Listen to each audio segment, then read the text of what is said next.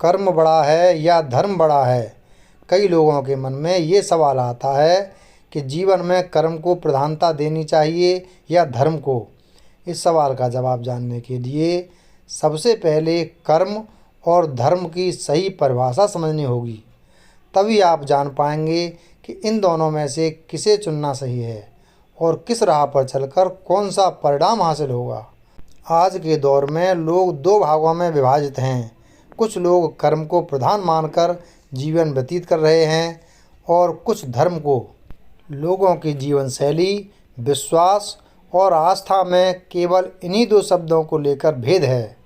हाँ, ये जरूर है कि जो कर्म को प्रधानता देते हैं, आजकल की दुनिया उन्हें नास्तिक समझती है, और जो धर्म को प्रधानता देते हैं, दुनिया उन्हें आस्तिक समझती है। यह समझ का फेर केवल इसलिए है क्योंकि आज की दुनिया धर्म को केवल भगवान और धार्मिक कार्यों से जोड़कर देखती है और वह धर्म शब्द का सही अर्थ नहीं समझती। खैर, जो भी हो, लेकिन मुख्य सवाल यह है कि कोई भी व्यक्ति कर्म को प्रधान माने या धर्म को।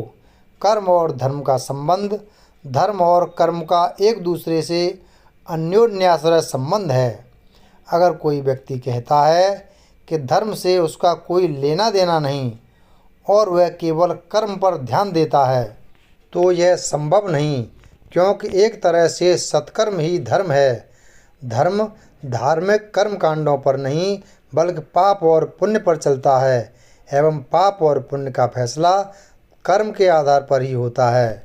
गीता में भी श्री कृष्ण ने कहा है कि जो व्यक्ति परोपकार, प्रेम और जन कल्याण की भावना से कर्म करता है, वही धर्म है।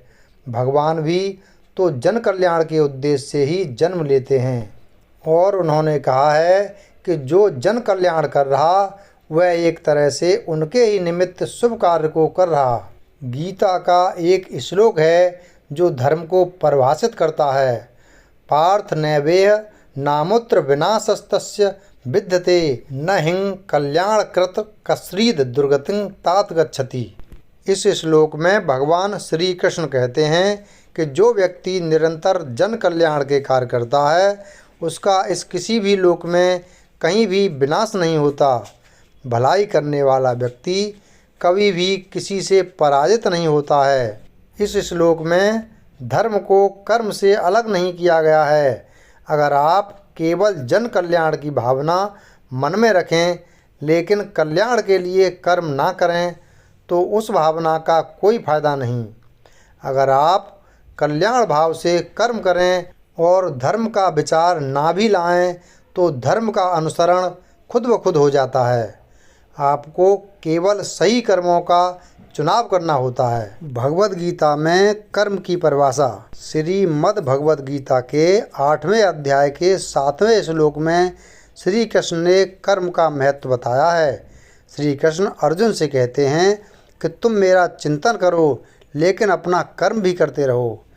भगवान कृष्ण का कहने का अर्थ था कि आपको भगवान का नाम लेने के लिए समय निकालने की आवश्यकता नहीं है, बल्कि सत्कर्म करना और स्वधर्म निभाना ही भगवान को प्रमुखता देना है। श्री कृष्ण कहते हैं कि कर्म किए बिना जीवन सफल नहीं हो सकता है, और केवल अपने कर्म से हमें वो पुण्य अथवा परिणाम मिल सकता है जो तप से भी नहीं मिलता। इसलिए कर्म पर ध्यान देना चाहिए। जीवन में कर्म और धर्म का महत्व। धर्म अगर आपको मन की शांति देता है, ज्ञान देता है, अनुशासन देता है, सत्कर्म का मार्ग दिखाता है, सही गलत का भेद बताता है, चरित्र का निर्माण करता है, तो धर्म को प्रधानता देना सही है।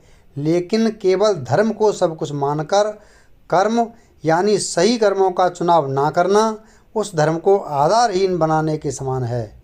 धर्म अगर भावना है तो कर्म उस भावना की परीक्षा है जिसमें आपको उत्तीर्ण होना है, अन्यथा आप प्रधानता किसी भी बात को दें, कोई फर्क नहीं पड़ेगा। याद रखें कि द्रौपदी के चीरहरण के समय कई सवाजन धर्मयोगी थे, लेकिन उन्होंने केवल धर्म की भावना से धर्म निभाने की कोशिश की, कर्म नहीं किया, तो उन सबका अंत महाभारत में एक अधर्मी की तरह हुआ। जय श्री कृष्ण। राधे राधे।